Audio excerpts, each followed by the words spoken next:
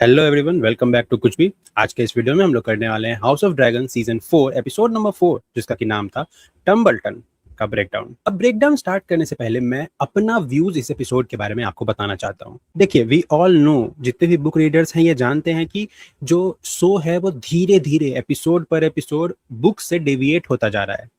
अब मैं इस चीज को एंजॉय करने लगा हूँ कि ये कहाँ जाएंगे, इसका जो एंडिंग होगा वो किधर जाएगा, क्योंकि हमें कुछ ऐसी चीजें दिखाए रहे हैं या हिंट की जा रही है इस एपिसोड में, जिससे ऐसा लग रहा है कि शायद ये लोग कुछ कैरेक्टर्स की एंडिंग चेंज करेंगे। होपफुली ऐसा ना हो, लेकिन अगर ऐसा होता है तो हम उसके लिए इंटरेस्टेड हैं कि देखना चाहते हैं कि ऐसा क्या कर सकते हैं ये लोग। लेकिन अगर मैं बुक्स को अलग रख दूं और ये एपिसोड एक इंडिपेंडेंट शो की तरह देखूं, तो मुझे ये एपिसोड अच्छा लगा। पूरे एपिसोड में जो टेंशन बिल्ड किया गया है टम्बलटन के अराउंड या फिर रेनेरा के पॉइंट ऑफ व्यू से, वो हम लोगों को भी फील होता है और इसलिए एपिसोड ठीक ठाक अच्छा था। अब हम लोग देखते हैं अगले एपिसोड में क्या होगा, क्योंकि प्रोबेबली अगले एपिसोड में कोई मेजर बैटल होने वाला है। लेट्स सी होता क्या है। उस पर जाने से पहले हम लोग इस एपिसोड का ब्रेकडाउन स्टार्ट करते हैं। लेकिन उससे पहले आई वांट रिक्वेस्ट कि आप लोग प्लीज वीडियो को लाइक कर देना। इससे यूट्यूब को पता चलता है कि आपको हमारे वीडियोस पसंद आ रहे हैं और ये एक पॉजिटिव फीडबैक की तरह यूज करता है यूट्यूब। साथ ही अगर आपको वीडियो और पसंद आ रहा है तो प्लीज इसको हाइप भी कर देना। Let's start. सो इस एपिसोड में कुछ मेजर इवेंट्स हुए और मैं उन मेजर इवेंट्स को 3 पार्ट में डिवाइड कर रहा हूँ। पहला पार्ट है किंग्स लैंडिंग में हो रहे सारे इवेंट, दूसरा होगा टम्बलटन में हो रहे सारे इवेंट और तीसरा होगा रूक्स रेस्ट में हो रहे सारे इवेंट। तो स्टार्ट करते हैं विद किंग्स लैंडिंग।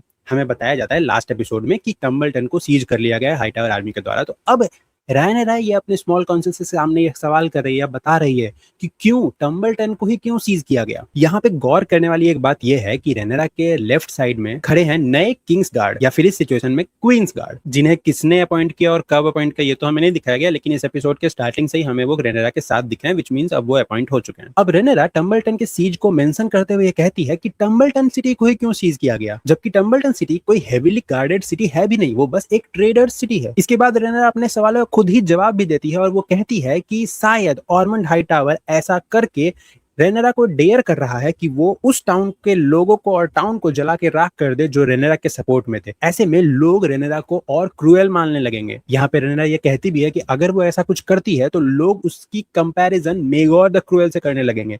मैं यहाँ पे एक इंटरेस्टिंग फैक्ट बताना चाहूंगा कि बुक्स में रैयनिरा को लोग इतना क्रूएल मानते हैं। इनफैक्ट रैयनिरा को मेगॉर विद द टिट्स कहा जाता है, लेकिन शो में रैयनिरा की क्रूएलिटी इस पॉइंट तक अब तक पहुंची नहीं है। आगे हमें मालूम चलता है कि यहाँ पे जो टम्बलटन का सीज हुआ है वहां पे अब रैयनिरा अपने ड्रैगन्स तो भेज नहीं सकती है डायरेक्ट आग बरसाने के लिए, लेकिन इनके पास एक आइडिया होता है जो कि इनको ऑरवेल देते हैं। वो बोलते हैं कि हम एक काम कर सकते हैं कि रिवर रन की जो आर्मी है जो किंग्स लैंडिंग की ओर आ रही है उनको हम लोग टम्बलटन भेज देते हैं, वो लोग मैन टू मैन फाइट करेंगे। और ये आइडिया कहीं ना कहीं सेंस भी बनाता है और ये रैयनिरा को पसंद भी आता है, और इसीलिए रैयनिरा ऑरवेल से ये कहती है कि आप जब तक हमारे काम आएंगे और हमसे लॉयल रहेंगे तब तक आप हमारे स्मॉल काउंसिल के मेंबर रह सकते हैं। वो ऑरवेल को अपना मेस्टर बना लेती है। अब इतना सुनने के बाद जब ऑरवेल अपना रेलिक उठाने जाते हैं तो रैयनिरा उनको रोकती है और कहती है relics of a dead regime, which means कि यहाँ पर के बाद कभी भी इस पूरे वेस्टरोस में रेलिक्स का इस्तेमाल नहीं किया जाएगा। हम लोग हाउस ऑफ ड्रैगन के सीजन 1 से देखते आ रहे हैं कि जितने भी स्मॉल काउंसिल है उनके पास अपना एक रेलिक होता है, ये प्रेजेंस दिखाता है उनका स्मॉल काउंसिल में, काइंड ऑफ ये उनका बैज या अटेंडेंस का काम करता है। लेकिन यहाँ गेम ऑफ थ्रोन में ऐसा कुछ नहीं था। हमें अब समझ में आ रहा है कि रैयनिरा ने इस रेलिक वाले सिस्टम को खत्म कर दिया। खैर, अब इससे आगे बढ़ते हैं। हमें यहाँ मालूम चला कि रैयनिरा ने टम्बलटन का तो इलाज ढूंढ लिया है कि वो लोग रिवर रन की आर्मी वहां भेजेंगे, लेकिन एक और बड़ी समस्या है जो कि है रिसोर्सेज की कमी, पैसे और फूड की कमी, क्योंकि उसके कारण किंग्स लैंडिंग के लोगों को प्रॉब्लम होने वाली है। और प्रॉब्लम सिर्फ इतना ही नहीं है, प्रॉब्लम ये भी है कि क्वीन रैयनिरा का अपना हैंड यानी कॉर्लिस वैलेरियन अब यहाँ पे नहीं है। स्मॉल काउंसिल के मीटिंग में वो नहीं आए। वो पूछती भी है कि हैंड कहाँ है, जिसपे कोई कुछ जवाब नहीं देता है। लेकिन जो पहला प्रॉब्लम था अबाउट द किंग्स लैंडिंग या रिसोर्सेज की कमी, इस पे मिसेरिया ये जवाब देती है कि क्यों ना हम लोग एक नया मेस्टर ऑफ कॉइन रख लें। और आम लोगों को जब मालूम चलेगा कि जो खजाना है वो खाली हो चुका है, किंगडम के पास हमें खिलाने को खाना नहीं है और पैसे नहीं है, तो वो लोग मेस्टर ऑफ कॉइन को ब्लेम करेंगे और कुछ देर के लिए उनका ध्यान क्वीन पर से हटके उस मेस्टर ऑफ कॉइन पे चला जाएगा सारा ब्लेम। और रैयनिरा को ये प्लान भी अच्छा लगा और रैयनिरा सजेस्ट करती है लॉर्ड टॉरेन मैंडरली, जो कि हमें लास्ट एपिसोड में दिखे थे, वो उसे मेस्टर ऑफ कॉइन बनाएगी। हालांकि बुक्स में ऐसा नहीं होता है। बुक्स में बाल्टीमोस सेल्टिगार बनते हैं मेस्टर ऑफ कॉइन और ये भी आगे कई सारे ऐसे काम करते हैं जिसके कारण रैयनिरा का रिजीम और मुश्किल होने लगता है लोगों के सामने। खैर, शो में तो ऐसा नहीं हुआ है। शो में अब मैंडरली बनने वाले हैं मास्टर ऑफ कॉइन, तो होपफुली जो काम सेल्टिगार ने बुक्स में किए थे वो काम मैंडरली शो में करेंगे। इसके बाद हमें दिखाया जाता है कि जो रैयनिरा है वो एलिसेंट से मिलने गई है। एलिसेंट से पता करने गई है कि ऑर्मंड हाईटावर कौन है, क्यों उसने डेरॉन को अपने पास रखा था बचपन से, जिस पे जो एलिसेंट है वो बताती है कि वो उसे खुद मन था कि वो अपने बेटे डेरॉन को हाई टावर के पास भेजे, क्योंकि उसने ऑलरेडी तीन तीन बच्चे दे दिए थे टारगेरियंस को, और कहीं ना कहीं एलिसेंट को दिख गया था कि उसके जितने भी टारगेरियन सन्स हैं वो कहीं ना कहीं बर्बाद हो रहे हैं, बिगड़ रहे हैं बहुत ज्यादा और उसके हाथ से निकल रहे हैं, इसलिए उसने अपना जो सबसे छोटा बेटा था वो भेज दिया हाई टावर। यहाँ पे एलिसेंट यही बताती है कि जो ऑर्मंड हाई टावर है वो डेरॉन के लिए एक फादर फिगर की तरह है, वो उसका ख्याल रखता है, उसको सिखाता है और उसको ट्रेन भी करता है। लेकिन यहाँ पे हमें दिखता है कि जो एलिसेंट है वो ये सब बोलते हुए अपने नेल्स पिक कर रही होती है। ऐसा अक्सर हम लोग एलिसेंट को तब करते देखते हैं जब वो एंग्जाइटी में होती है, वो किसी चीज को लेके झूठ बोल रही है, सोच रही है या कुछ किसी तरह के टेंशन में है। अब यहाँ पे वो किस बात के टेंशन में है? क्या डेरॉन को लेके जो पॉपुलर थ्योरी है वो सही है, या फिर कोई और टेंशन है एलिसेंट को, या फिर सो हमें बस मिसलीड कर रहा है इस डायरेक्शन में।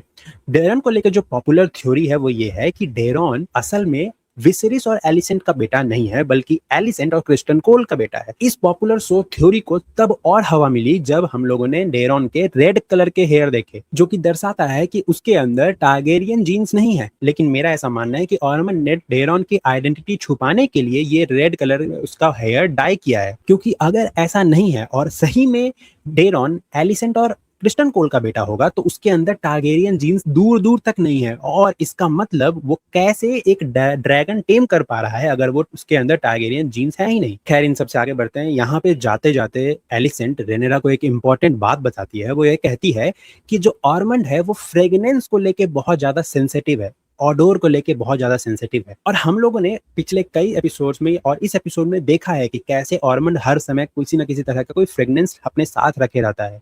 इनफैक्ट जब बैड ऑडोर आ रहा है किसी से तो वो अनकंफर्टेबल हो जाता है। आई होप कि ये प्लॉट पॉइंट होगा मेजर जो यूज किया जाएगा ऑर्मंड के खिलाफ। खैर, हम लोग अब आगे बढ़ते हैं कि हमें दिखता है कि रेनेरा जाती है ग्रैंड मास्टर ऑर्वेल के पास और वो कहती है कि स्टार्टिंग से ओटो हाईटावर जब हैंड थे तब उसने या फिर किंग विसेरिस ने जितने भी लेटर्स भेजे थे हाउस हाईटावर को, वो लेटर हमको कलेक्ट करके दो। मे बी यहाँ पे रेनेरा ऑर्मंड के बारे में या फिर डेरॉन के बारे में कोई इन्फॉर्मेशन निकालना चाहती है उन लेटर से।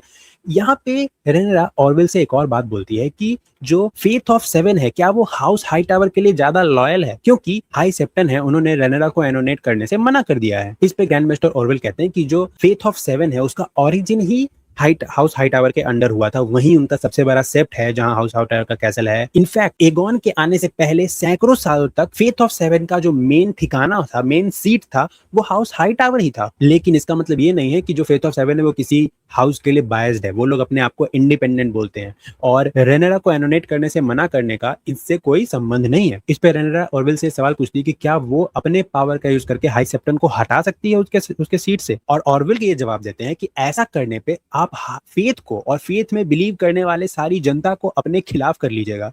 इससे बेहतर ये होगा कि आप कोई दूसरा परमानेंट उपाय ढूंढें उन्हें रास्ता से हटाने का, विच मीन्स कि ऑर्वेल यह कहना चाहते हैं कि आप हाई सेप्टन को मरवा दें। जिसे सुन के रेनेरा ये बोलती है कि नहीं नहीं, ऐसा कुछ करने की जरूरत नहीं है। मुझे यहाँ पे ये लगता है कि ये ऑर्वेल कितना अजीब इंसान है कि उसने अपनी क्वीन के सामने ये दिखा दिया कि वो अगर कुछ जरूरत पड़ने पे किसी को मारने तक की बातें कर सकता है, मरवा भी सकता है। खैर, अब हम लोग आगे बढ़ते हैं। हमें दिखता है कि जो एलन ऑफ हल है वो अपने पिता के पास जाता है। वो कॉलिस वेलेरियन से कहता है कि जो क्वीन है वो आपको ढूंढ रही है क्योंकि आप हैंड है, आप ऐसे उन्हें छोड़ के नहीं जा सकते हैं। कॉलिस वेलेरियन एलन की बात तो नहीं मानते, लेकिन वो कहते हैं कि मैंने तुम्हें अपना नाम नहीं दे पाया, मैं तुम्हें ड्रिफ्ट मार का कैसल नहीं दे पाया, लेकिन अब मैं चाहता हूँ कि मेरा हैंड का पोजीशन मैं तुम्हें दूं। और वो ये कह के चले आते हैं कि तुम जाके अब रेनेरा को एडवाइस करो। इतना कह के कॉलिस वेलेरियन अपनी पूरी फ्लीट को लेकर किंग्स लैंडिंग से निकल जाते हैं और एलन ऑफ हल जाता है रेनेरा से मिलने। जब वो रेनेरा से मिलने जाता है उस वक्त रेनेरा मौजूद होती है उसके पिता द्वारा बनाए गए वेलेरिया के रेप्लिका के सामने। अब रेनेरा उस समय ये रेप्लिका देख ही रही होती है कि तभी वहां एलन आता है। वो बताता है कि कैसे कॉर्लिस वेलेरियन यहाँ से जा चुके हैं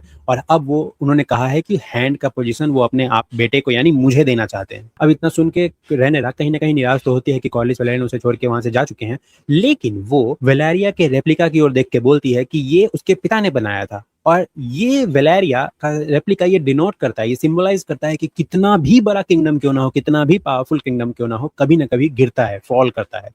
अब ये सारी बातें हो ही रही थी कि वहाँ चूहे परेशान करते हैं। वहाँ पे दिखता है रेनेरा को कुछ चूहे हैं जो किंग्स लैंडिंग में बढ़ गए हैं, जिसपे कि रेनेरा कहती है कि जब से एगॉन ने रेड कैचर्स को हैंग कर दिया था किंग्स लैंडिंग में, तब से पूरे की रेड कीप में चूहे बढ़ गए थे, जो कि हमने लास्ट एपिसोड में भी देखा। अब एलन यहाँ पे जवाब देता है, एलन यहाँ पे एग्जैक्टली सॉल्यूशन देता है कि क्यों ना हम लोग रेड कीप में बहुत सारी बिल्लियां ले आए ताकि जो रैट्स हैं उसके पॉपुलेशन को कंट्रोल में डाला। अब यही सेम इवेंट बुक्स में भी हुआ था। बुक्स में भी जो रेड कीप में चूहे थे वो बढ़ने लग गए थे रैट कैचर्स के पूरे डेथ वाले इवेंट के बाद। तो ओटो हाईटावर ने बिल्लियां को इंट्रोड्यूस किया था रेड कीप में। खैर अब हम लोग इसके आगे बढ़ते हैं। हमें मालूम चलता है कि जो ह्यू हैमर है वो क्वीन रैनरा से मिलने आया है और वो कहता है कि उसने ऐसा सुना कि उल्फ दी वाइट को अपने ड्रैगन सिल्वर विंग के साथ टम्बलटन सिटी भेजा जा रहा है, उस सिटी को तब तक के लिए सिक्योर करने जब तक रिवर रन की आर्मी वहां आती नहीं है। लेकिन वो चाहता है कि उसे भी उल्फ के साथ भेजा जाए, जिस पे रेनरा ये कहती है कि मैं तुम्हें इसलिए नहीं भेज रही थी क्योंकि तुम्हारी वाइफ वहां मौजूद है। ह्यू हैमर ये कहता है कि इसीलिए तो मैं जाना चाहता हूँ, मैं वहां रहूंगा तो मैं ज्यादा अच्छे से ध्यान रख पाऊंगा इस चीज का। रेनरा ये बात मान जाती है और रेनरा ये कहती भी है कि जाओ तुम लोग जा सकते हो, लेकिन तुम दोनों एक दूसरे पे भी ध्यान देना कि उल्फ कहीं कुछ ऐसा ना कर दे जो उसे कहा गया है नहीं करने को। रेनरा कहीं ना कहीं डरी हुई है कि अगर ये दोनों कुछ गड़बड़ कर देते हैं और गलती से गुस्से में आके या किसी भी तरह के रेज में आके आग बरसा देते हैं तो कहीं ना कहीं नाम क्वीन रेनरा का ही बदनाम होगा। और इसीलिए वो थोड़ी सी डरी हुई है इन दोनों को भेजने के लिए, लेकिन स्टिल उसके पास कोई ऑप्शन नहीं है। इसलिए वो ह्यू हैमर और उल्फ दी वाइट दोनों को अपने ड्रैगन सिल्वर विंग और वर्मी थॉर के साथ टम्बलटन जाने की इजाजत दे देती है। लेकिन हमें दिखता है कि जो उल्फ दी वाइट है वो किंग्स लैंडिंग में इधर उधर घूम रहा है, तभी उसे दीवारों पे कुछ लिखा हुआ मिला और एक बहुत बड़ी भीड़ वो चीज देख के पढ़ने की कोशिश कर रही होती है। हमें मालूम चलता है कि दीवारों पे लिखा हुआ है क्वीन ऑफ बास्टर्ड्स। अब यहाँ कहीं ना कहीं ये लोग हिंट कर रहे हैं कि शायद क्वीन के अगेंस्ट एक रेबल स्टार्ट होने लगा है लोगों में। अब अगर आपने नोटिस नहीं किया तो आपको दिख रहा होगा क्वीन ऑफ बास्टर्ड्स के बगल में 3 कलर के सिंबल बने हुए हैं, ब्लू रेड एंड ग्रीन। असल में ये ब्लू रेड और ग्रीन हाउस स्ट्रॉन्ग का सिंबल है और जो रेनेरा के बास्टर्ड्स हैं उन्हें माना जाता है कि वो स्ट्रॉन्ग के ही बेटे थे। अब उल्फ ने ये सारी चीजें तो देख ली हैं, लेकिन उसके बाद वो जाता है अपने पुराने दोस्तों से मिलने, वहां पे पार्टी करता है और उन सभी से मिलने के बाद वो उल्फ आता है रेनेरा से मिलने। रेनेरा से मिलने के बाद उल्फ ये कहता है कि उसे कुछ फेवर्स चाहिए क्योंकि उसने इतना काम किया है, अब वो नाइट बन चुका है रेनेरा के अंडर, तो उसे कुछ फेवर्स चाहिए। और वो फेवर में अपने 2 दोस्त जिससे अभी अभी वो मिल के आया है, मोजा और क्ले, इनके लिए कुछ मांगता है। वो मांगता है कि मोजा के टैक्सेस माफ कर दिए जाएं और क्ले ने जो भी अभी तक क्राइम किया है उसके बारे में उसको छूट दी जाए। और ये सब सुनने के बाद रेनेरा उल्फ से ये कहती है कि तुम अब एक नाइट हो, तुम अब एक ड्रैगन राइडर हो और तुम्हें अगर कुछ भी होता है तो वो आयरन थ्रोन को नुकसान होगा, इसीलिए अब से तुम रेड कीप के बाहर नहीं जाओगे क्योंकि क्या पता बाहर कोई चुपके से आए और कोई ऑर्मंड हाईटावर का आदमी आए और वो तुम्हें मार दे। इसीलिए तुम अब रेड कीप के बाहर नहीं जाओगे और अगर तुम कहीं जाओगे तो वो होगा टम्बलटन, जहां तुम सिर्फ निगरानी करने के लिए जाओगे विथ ह्यू हैमर। अब इतना सुनने के बाद जो उल्फ होता है वो नाराज होता है कि जो क्वीन है उसने उसका फेवर नहीं किया, तो वहां पे वो रेनेरा को टॉन्ट करते हुए बोलता है कि मैंने अभी बाहर दीवारों पे कुछ लिखा हुआ देखा जो कि मुझे नहीं मालूम किसने लिखा, लेकिन शायद आप लोगों की हेल्प नहीं कर रहे हैं और इसीलिए लोग आपको अनकाइंड बोलना चाह रहे हैं। शायद लोगों को लग रहा है कि आप उनकी क्वीन अनकाइंड है। यहाँ पे रेनेरा को वो टॉन्ट कर रहा था क्योंकि वो उल्फ के साथ अनकाइंड थी। खैर जब रेनेरा को ये मालूम चलता है कि जो किंग्स लैंडिंग के लोग हैं उन्होंने ऐसा लिखा है, तो वो अपने क्वींस गार्ड को ऑर्डर देती है कि सर लूथर लार्जन जो कि कमांडर ऑफ सिटी वॉच है उनको जाके बोलो और सारे लोगों को ढूंढो किसने ये किया उसको निकालो और ये सारे सिंबल्स जो भी स्लोगन्स लिखे हुए वॉल पे सबको मिटवाओ। जिसके बाद हमें एपिसोड में दिखता है कि जो गोल्ड क्लोक्स हैं यानी सर लूथर लार्जन अपनी आर्मी के साथ यानी अपनी पूरी टुकड़ी के साथ जाते हैं और वो एक एक करके लोगों को ढूंढ रहे हैं, मारपीट करके निकाल रहे हैं, जितने भी दीवार पे बने हुए स्लोगन है उसको मिटा रहे हैं। और वो यहाँ इनफैक्ट कुछ लोग जो पकड़े जा रहे हैं जिन पे शक है कि वो ही लिख सकते हैं स्लोगन, उनके साथ क्रुएल्टी भी कर रहे हैं। लेकिन शायद रेनेरा को नहीं मालूम कि इस चीज के कारण जो रिवॉल्ट है वो और तेज होगा ना कि सप्रेस होगा। खैर अब आगे की सीन में हमें दिखाया जाता है ईरी ऑफ वेल। यहाँ मौजूद है करैक्सिस, विच मीन्स कि डेमन अब वेल पहुंच चुका है। डेमन वेल में जाने के बाद वहां की लेडी जेन एरन से मिलता है और उनसे कहता है कि आपने एक वादा किया था थ्रोन के साथ कि आपको जब ड्रैगन दिया जाएगा तो बदले में आप मैन एट आर्म देंगे, आप अपनी आर्मी के कुछ लोग देंगे। जिसपे जेन एरन ये कहती है कि जो ड्रैगन आपने भेजा वो बहुत छोटा बच्चा था, तो क्या मैं बदले में अपने साइड से बच्चे भेजूं एज आर्मी। लेकिन इस बात पे डेमन बोलता है कि आपने प्रॉमिस तो किया था, आपने तो ये कहा नहीं था कि छोटा ड्रैगन या बड़ा ड्रैगन, आपको हमने ड्रैगन दिया, आपको आदमी देना होगा। जेन एरन ये पूछती है कि अब तो वॉर खत्म हो गया, अब तो रेनेरा क्वीन बन गई, अब वो क्या करेगी लोगों का। और डेमन बोलता है कि हाँ सही बात है, वॉर तो खत्म हो गया और अब मैं लोगों को लेने नहीं आया हूँ, अब मैं बदले में गोल्ड लेने आया हूँ। अब इससे पहले कि डेमन कुछ और बोलता है या जेन एरन कुछ और बोलती है, हमें मालूम चलता है कि जो जेन एरन है उसने एक बैग ऑफ गोल्ड्स दे दिए हैं, 10,000 ड्रैगन कॉइन्स दिए हैं और वो लेके डेमन करैक्सिस पे आके बैठने लगता है। लेकिन तभी हमें मालूम चलता है करैक्सिस शांत नहीं है, करैक्सिस पूरी तरह अनरेस्टेड है और वो बिना बात माने डेमन की, वहां से उड़ने लग जाता है। डेमन बहुत बार कहता है कि शांत रहो, ओबे करो, लेकिन गैलेक्सिस सुनता ही नहीं है और वो जबरदस्ती गलत डायरेक्शन में उड़ा के डेमन को लेके जाता है एक गुफा की ओर। अब गैलेक्सिस के ऐसा करने से डेमन कहीं ना कहीं समझ जाता है कि जरूर गैलेक्सिस कुछ कहना चाह रहा है डेमन से और जरूर इस गुफा में कुछ है। अब ये सुन के जो डेमन है वो अपनी तलवार निकाल के गुफा के अंदर भरता है और हल्ला करता है कि कौन है अंदर, वो बाहर जल्दी बाहर आ जाओ। तभी उसको दिखाई देती है एक ड्रैगन और उसका एक राइडर। जब वो ड्रैगन राइडर सामने आता है तो पता चलता है ये उसकी बेटी रेना है। अब ये चीज देख के डेमन तुरंत समझ जाता है कि ये रेना ने ही शिप स्टीलर को टेम किया था और इसके कारण ही जेसेरिस मारा गया था। अब इतना सुनने के बाद डेमन कहीं ना कहीं परेशान हो जाता है और वो कहने लगता है रेना से कि ऐसा तुमने क्यों किया। रेना ये कहती है कि उसे कभी भी एक टारगेरियन की तरह देखा ही नहीं गया, क्योंकि एक Targaryen without dragon is nothing. उसे वो प्यार और वो इज्जत नहीं दिया गया जो एक नॉर्मल टारगेरियन को मिलना चाहिए था, क्योंकि उसके पास ड्रैगन नहीं था और इसीलिए वो बचपन से ही ड्रैगन को टेम करने के लिए पड़ी रहती थी। और जब उसे मौका मिला शिप स्टीलर को टेम करने का, तब उसने उसे टेम कर लिया। डेमन ये कहता भी है कि शिप स्टीलर असल में एक वाइल्ड ड्रैगन है, तुमने इसे टेम तो कर लिया लेकिन इसे कंट्रोल नहीं कर पाओगी। लेकिन रेना ये सब सुनने को तैयार नहीं है, वो छोड़ने को तैयार नहीं है। यहाँ पे डेमन रेना को 3 ऑप्शन देता है। पहला तो वो कहता है कि पेंटोस चले जाओ, जहाँ एगोन और विसेरिस हैं, यानी जो डेमन के बाकी 2 बेटे हैं वो हैं, तो वहां चले जाओ और शिप स्टीलर को यहीं छोड़ दो। रेना बोलती है कि नहीं, मैं शिप स्टीलर को छोड़ूंगी नहीं। डेमन दूसरा ऑप्शन देता है कि चलो मेरे साथ किंग्स लैंडिंग चलो, अपनी ड्रैगन को भी ले चलो और हम लोग वहां जाके रेनेरा से बोलेंगे, उसको समझाएंगे कि भाई गलती जो भी हुआ वो गलती से हो गया। रेना इस पे भी नहीं मानती है। वो कहती है कि अगर मैं वहां जाऊंगी तो मुझे मालूम है रेनेरा मुझे मार देगी, या फिर मैं खुद भी उसके सामने उनसे आंख नहीं मिला पाऊंगी कि मेरे कारण उनका बेटा मरा है। इनफैक्ट रेना ये भी चाहती है कि डेमन भी रेनेरा को ये ना बताए कि जो शिप स्टीलर ड्रैगन है वो उसने ही टेम किया है। अब डेमन के पास कोई और ऑप्शन बचता नहीं है। वो थर्ड जो ऑप्शन है वो सीक्रेट है, उस पर हम लोग आगे बात करते हैं। लेकिन इतना होने के बाद जो रेना है वो अपने ड्रैगन पे बैठती है और वहां से उड़ जाती है। अब हमें पता चलता है कि डेमन का प्लान क्या है। डेमन ने वहां नीचे में एक शेफर्ड को देखता है जो कि अपने सीप को वहां पे ग्रेज कराने लाया था, और वो उसका गर्दन काटता है और लेके चला जाता है रेनेरा के। विच मीन्स कि डेमन ने रेना को चूज किया है और रेनेरा को वो बेट्रे कर रहा है। अब आगे के सीन में हमें दिखता है कि जो टॉरन मैंडरली है वो मास्टर ऑफ कॉइन बन चुके हैं। वो लोग डिस्कस कर रहे होते हैं कि कैसे रेल में जो ये कमी है, खजाने की कमी, इसको सुलझाया जाए। तभी वहां डेमन आता है। वो बोलता है कि I have served the justice. वो उस चरवाहे का स्कल लेके आता है, टेबल पे रख देता है और कहता है कि ये सीप स्टीलर के ड्रैगन राइडर का स्कल है। और साथ में ही वेल से लाए गए 10,000 कॉइन, ड्रैगन कॉइन्स लाके वो भी उस टेबल पे रख देता है और कहता है कि जो भी प्रॉब्लम था सुलझ गया है। अब सीप स्टीलर के ड्रैगन राइडर का स्कल टेबल पे देख के सभी लोग वहां शॉक्ड हो जाते हैं। इनफैक्ट रेनेरा भी बहुत ज्यादा शॉक्ड हो जाती है और बाकी के सारे लोग वहां पे डिस्कस करने लग जाते हैं कि इस जो नए कॉइन्स आए हैं इसका कैसे यूज किया जाए। डेमन ये कहता है कि सबसे पहले जो सिटी वॉच के कमांडर, सिटी वॉच के जितने भी आर्मी मैन हैं, जितने भी लोग हैं, उनकी सैलरी दी जाए, वरना वो लोग हमारे साथ लॉयल नहीं रहेंगे। लेकिन मिसेरिया बोलती है कि नहीं, सबसे पहले जो आम लोग हैं किंग्स लैंडिंग के, उनके लिए खाने का इंतजाम किया जाए। अब ये सारा बहस चल ही रहा होता है कि तभी रेनेरा बोलती है कि सभी लोग यहाँ से निकलो, और इतना सुनने के बाद सभी लोग वहां से जाने लग जाते हैं। लेकिन सभी लोग के जाने के बाद रेनेरा डेमन से पूछती है कि ये सब क्या है, ये किसका स्कल है और तुम इस इंसान को जिंदा क्यों नहीं लाए। मुझे इससे बहुत सारे सवाल पूछने थे कि इसने ड्रैगन को टेम कैसे किया, ये किसके साइड से है, क्या ये एगोन के साइड से है या फिर ऐसे ही किसी ने टेम कर लिया। डेमन ने कहा कि ये सारे सवाल वो भी पूछना चाहता था, लेकिन शिप स्टीलर इतना पेशेंस वाला नहीं था कि वो सब कर पाए, इसलिए इसे उसे मारना पड़ा। और जब डेमन ने इस ड्रैगन राइडर को मार दिया, तब शिप स्टीलर राइडरलेस होके एसोस की तरफ उड़ के चला गया। अब इतना सुनने के बाद रेनेरा शांत हो जाती है। लेकिन जब डेमन उस कमरे से बाहर निकल रहा होता है तो वहां मौजूद होती है मिसेरिया और वो पूछती है कि क्या सही में ये उसी ड्रैगन राइडर का स्कल है।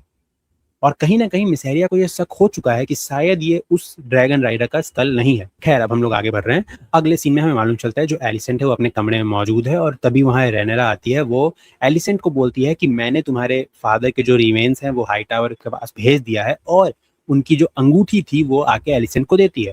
वो कहती है कि जो विसेरिस अगर जिंदा होते तो वो भी ऐसा ही करते, और इसके बाद वो वहां से रेनेरा चली जाती है। लेकिन तब हमें मालूम चलता है कि जो हेलेना है वो प्रेग्नेंट है। खैर, हमें इस एपिसोड में ये बताया तो नहीं गया, लेकिन जो रिएक्शन था उससे समझ में आ जाता है कि ऐसा ही होने वाला है। विच मीन्स कि जो ऑलरेडी शो में पहले एक गलती की गई थी, यानी मेलॉर के स्टोरी लाइन को हटा के अब मेलॉर इंट्रोड्यूस होने वाला है होपफुली इस शो में। खैर, हम लोग आगे के एपिसोड्स में देख लेंगे कि इस स्टोरी लाइन को ये लोग कहाँ लेके जाते हैं। अब हम लोग चल रहे हैं इस एपिसोड के सेकंड पार्ट में, जिसमें टम्बलटन सिटी में क्या क्या इवेंट्स हुआ उस पर हम लोग जाएंगे। हम एपिसोड के स्टार्ट में दिखाया जाता है कि जो टम्बलटन सिटी है वहाँ जो हाई टावर की आर्मी है वो अंदर आ रही है, पूरी बड़ी सी आर्मी उस पूरे शहर को सीज कर रही है और लोगों को होस्टेज बना रही है। अब क्योंकि इतनी बड़ी आर्मी यहाँ आई है और ये टाउन आर्मी का टाउन नहीं है, गार्डेड टाउन नहीं है, तो यहाँ बैरेक्स मौजूद नहीं है, तो ये इतनी बड़ी आर्मी रहेगी कहाँ? तो ये डिसाइड होता है कि सारे आर्मी यहाँ मौजूद सारे लोगों के घरों में रहेंगे और इसीलिए एक-एक करके सभी लोग एक-एक करके घर में घुसने लगते हैं। तभी हमें दिखाया जाता है ह्यू हैमर की जो वाइफ है, यानी उसका जिसका नाम कैट है, वो अपने भाइयों के घर पे यहाँ आई हुई थी और हाई टावर आर्मी के 3 सैनिक वहाँ भी रुकने वाले हैं। अब ये सब तो चल रहा है पूरे टम्बलटन सिटी में। टम्बलटन सिटी के मेन कैसल में, जिसमें कि हाउस फुटली का राज है, वहाँ क्या हो रहा है? हमें मालूम चलता है कि मेन कैसल को कब्जा कर लिया है ऑरमंड हाई टावर और उसके कुछ बहुत करीबी सैनिक लोग हैं और इस बात से लॉर्ड फुटली और लेडी फुटली कहीं ना कहीं नाराज हैं। अब ये लॉर्ड फुटली जब ऑरमंड से बात कर रहे होते हैं तो वो कहती है कि वो रेनेरा को अपनी क्वीन मानती है और इस बात से ऑरमंड नाराज हो जाता है, गुस्सा हो जाता है। वो कहता है कि वो क्वीन है या बिच विथ ड्रैगन है। और ये सब होने के बाद वो लॉर्ड फुटली और लेडी फुटली को वहां से जाने को कह देते हैं। जाते जाते हमें एक बहुत इंपॉर्टेंट चीज दिखता है कि जो डेरॉन टारगेरियन है वो उनके तरफ उन्हें एस्कॉर्ट करने के लिए बढ़ता है, लेकिन जो लेडी फुटली थी वो उन्हें मना कर देती है। लेकिन हमें ये समझ में आता है कि जो डेरॉन टारगेरियन है वो कहीं ना कहीं दिल का अच्छा आदमी है, वो कर्सी वाला इंसान है, वो लोगों को इज्जत करता है। हालांकि ऑरमंड हाईटावर उसे कहता है कि तुम्हें ऐसा नहीं करना चाहिए, जो तुम्हारे नीचे तबके के लोग हैं उनके साथ तुम फेयर रहो लेकिन फर्म रहो, मतलब तुम सही बिहेव तो करो लेकिन अपने उनके औकात के हिसाब से ही बिहेव करो। और इतना कहने के बाद वहां पे आते हैं सर जॉन रॉक्सटन, जो कि आते हैं बोरोस बेरेथियन का लेटर लेके, यानी रेवन लेके। और उस लेटर में लिखा होता है कि बोरोस बेरेथियन अपनी आर्मी अभी भी नहीं भेज सकते, वो एक्सक्यूजेस दे रहे हैं। जिसपे ऑरमंड हाईटावर ये कहता है कि ये बोरोस बेरेथियन हमारी मदद करने से क्यों मना कर रहा है जबकि उसने मैरिज पैक्ट साइन किया था हमारे साथ।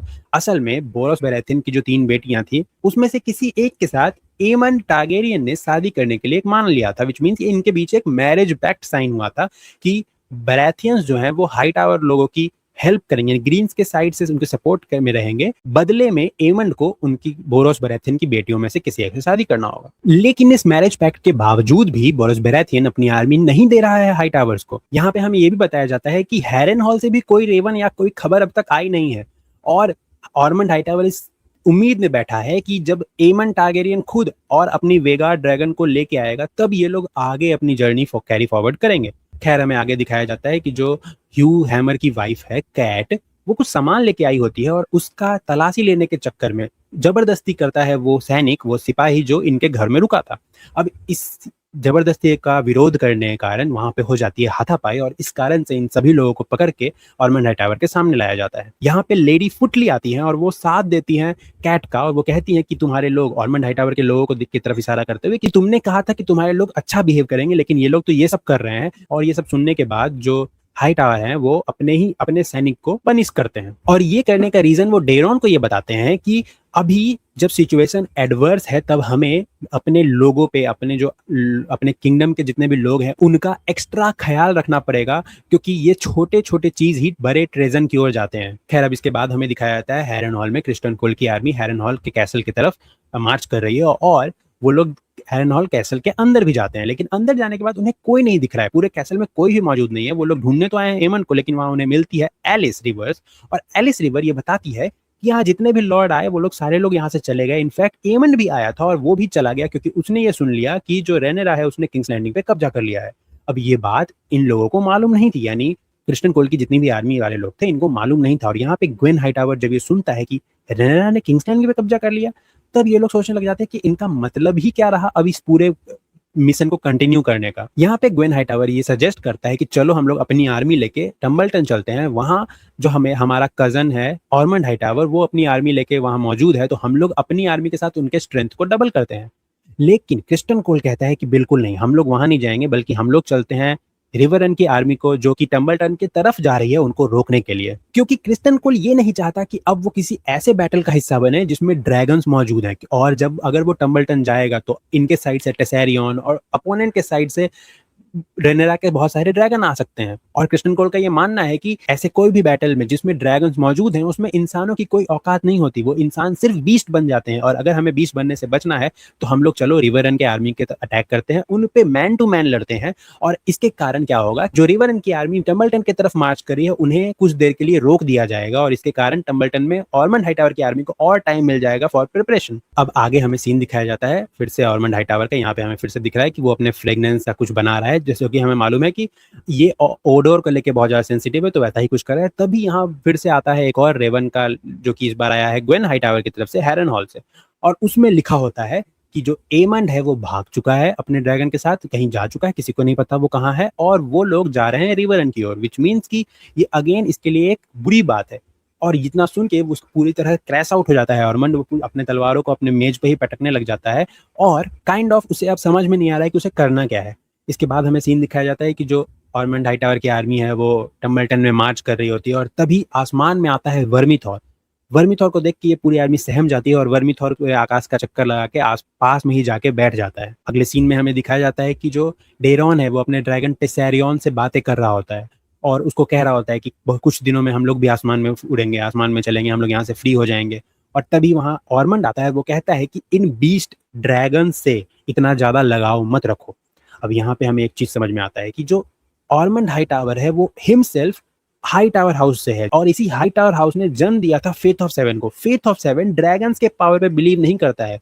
वो लोग ये मानते हैं कि जो ड्रैगन्स हैं वो ब्लैक या डार्क मैजिक का इस्तेमाल करके अपने ईगो, अपने पावर या अपने ग्रीड को सेटिस्फाई करने के लिए बनाया गया था, और ये ड्रैगन सिर्फ डिस्ट्रॉय करते हैं, किसी भी चीज को जन्म नहीं देते हैं। जबकि फेथ ऑफ सेवन का कॉन्सेप्ट उल्टा है, वो लोग डिस्ट्रॉइंग पे बिलीव नहीं करते हैं, वो लोग बिलीव करते हैं ऑनर, विजडम और जस्टिस में। और इसीलिए जो ऑर्मंड हाईटावर है वो डेरॉन से कहता है कि अब तुम हमारे राजा बनोगे। यहाँ पे ऑर्मंड हाईटावर एक बहुत इंपॉर्टेंट बात बोलता है, वो बोलता है कि हमने तुम्हें हाई टावर की तरह रेज किया है, और अब तुम जब राजा बनोगे तो राइटफुल लाइन को तुम रिस्टोर करोगे।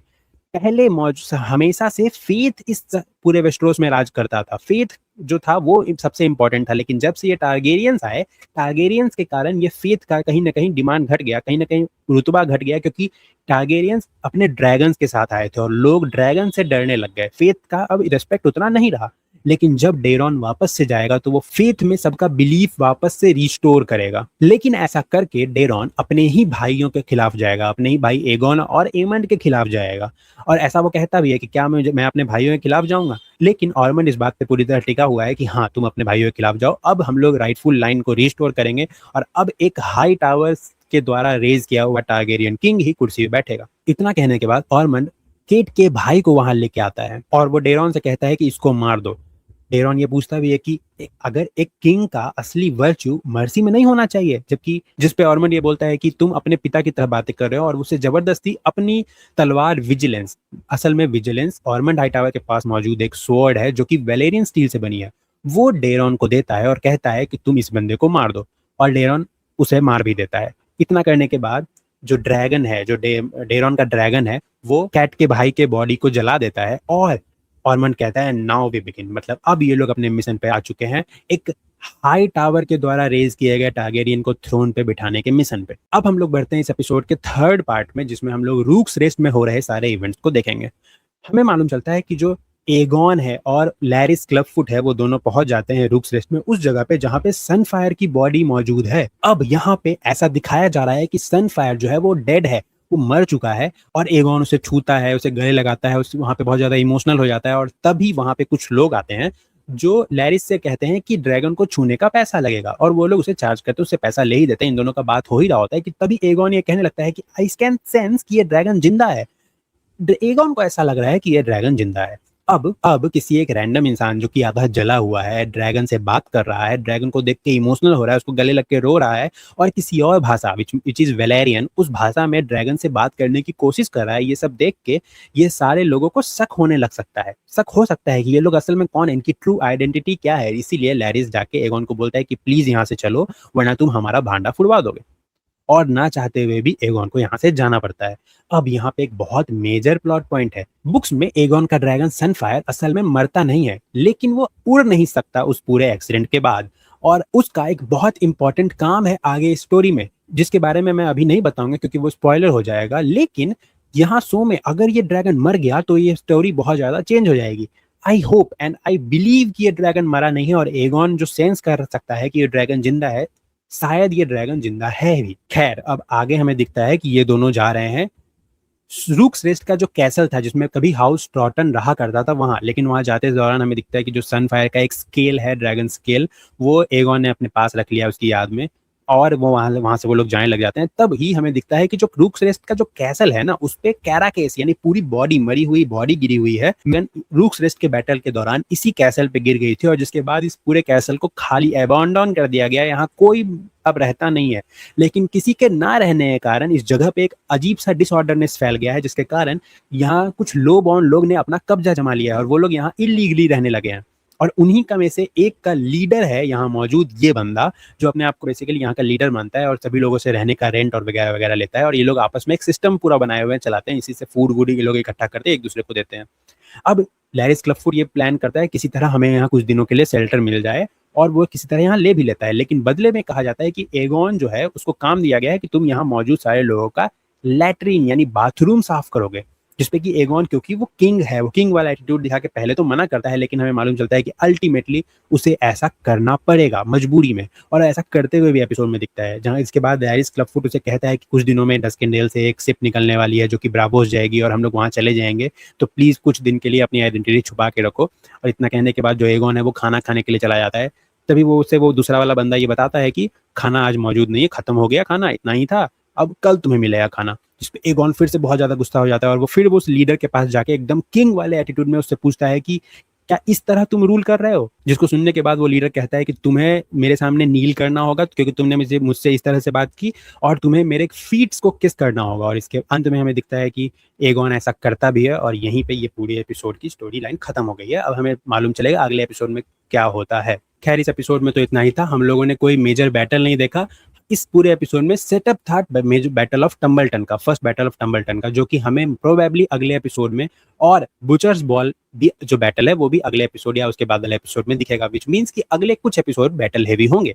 ये एपिसोड मुझे अच्छा लगा। आप लोग कमेंट बताना आपको ये एपिसोड कैसा लगा। आप लोग ये बताना कि आपको ये वीडियो, आपको ये ब्रेकडाउन कैसा लगा। खैर, तब तक आपको अगर ये वीडियो अच्छा लगा तो लाइक करना, बहुत अच्छा लगा तो कमेंट करना, बहुत ज्यादा अच्छा लगा तो चैनल को सब्सक्राइब करना, या फिर वीडियो को हाइप करना, या फिर आप हमें सुपर थैंक्स कर सकते हो। अगर आप सुपर थैंक्स करोगे तो उससे जो भी पैसे आएंगे उसे हम लोग यूज करेंगे इस चैनल पे आने वाले वीडियोस की क्वालिटी को इंक्रीज करने के लिए। Thank you so much. मिलते हैं इस पूरे एपिसोड के लाइव डिस्कशन में आज रात live. Thank you so much.